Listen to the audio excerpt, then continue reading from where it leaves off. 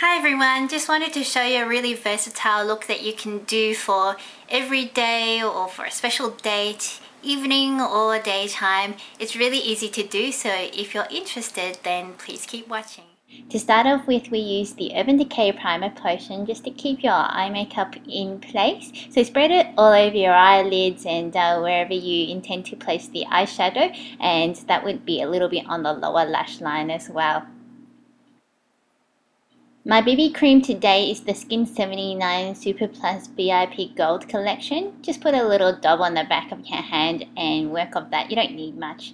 And then we put it on our problem areas. So we're just going to spot treat pretty much. For me, it's generally around my nose where I tend to get a lot of pimples there, and therefore the scars that I need to cover. So dab a bit, spread it out, and then pat it in.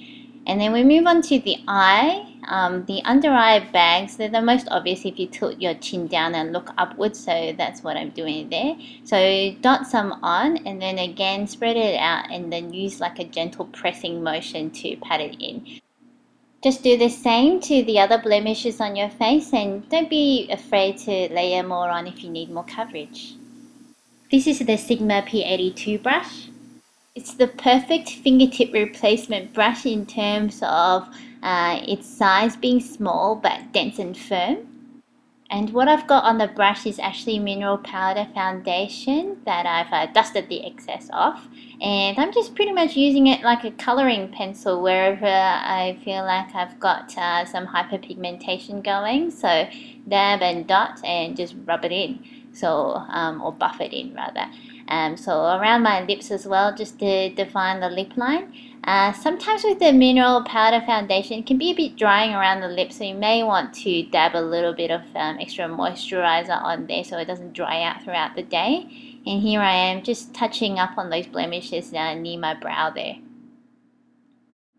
Because we are just spot treating, it's really important to blend the edges well into the skin, so buffing around the spot blemishes and also just softening the edges on where you've placed the extra coverage, be it BB cream or the mineral powder foundation. Sigma F82 brush is like our extra blending insurance, so it's a mega brush version of the one we just used, and just making sure we've pressed in all the powder foundation and blended it in well into our face. For some added oil control, I'm just blotting some translucent powder down my T-zone. So today I've picked a peach color. Smile in the mirror and find the apples of your cheeks, which are the high points that you use a contour brush to dust the color on. Just be light-handed at first and layer on the intensity later. Peach is actually a very easy and flattering color for a lot of looks and skin tones. This is because of the warmth in the shade that I think adds vitality to the look, and also depending on where you place it, so if you overlap it a little bit under the cheekbones, can give you a slimming effect. Using a large flat shader brush, get the cream color from the LORAC Pro Palette and dust it all over your eyelids up to the brow bone. Start from the bottom and then diffuse it upwards to the brow bone. This gives a good highlight base color for the eye area. With a smaller shader brush with the champagne color, in a circular motion, just dust that onto the center of the eyelids, so sort of a pat it on actually, so that it's onto the ball part of your eyelids. And then you would want to layer this 2 or 3 times, then turn the brush around so that you can blend the edges down. With a Sigma E30 pencil brush, grabbing some of the Espresso from the LORAC palette, dust off the excess just because otherwise it's going to drop onto your cheeks with the extra dark powder there and smudge all over the place. So we kind of go in a slanted direction, so maybe about 30 degrees to horizontal. So it's a little bit easier to show you on the other eye, so that's what we've got here. And just start from the corner of your eye, the outer corner of your eye, and then make a sort of small wedge or a triangle, and then sweep down in a 30-degree sort of angle towards the middle of your eyelid. and that just creates a really subtle lift to the outer corner of your eye. This technique allows you to fake your eyeliner in a more diffused sort of way, and in turn it lifts your eye shape. To soften the edges and blend out the espresso, I'm going to be using an angled brush. These bristles are actually on the softer side, so just pulling out the color gently on the end of my eye, and then softening the color in towards the champagne on the inner side. Switching to a stiffer eyeliner brush and getting the black from the palette. So what we're trying to do here is to open up and extend the corner of our eye. So on the outer quarter of the eye, run the black between the lashes along the lash line, and then extend that past the end of our eye for a few millimeters, and then we pull it back in to the lower lash line on the outer corner quarter as well. So make sure you fill in the gap between the line and any fleshy bits into the lid margin.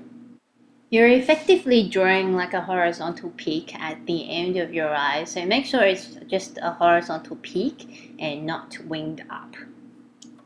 If your eyelashes are not dark like mine, you might want to actually run the top eyeline all the way across in between the eyelashes, just to blend it in with the liquid line I'm going to use later.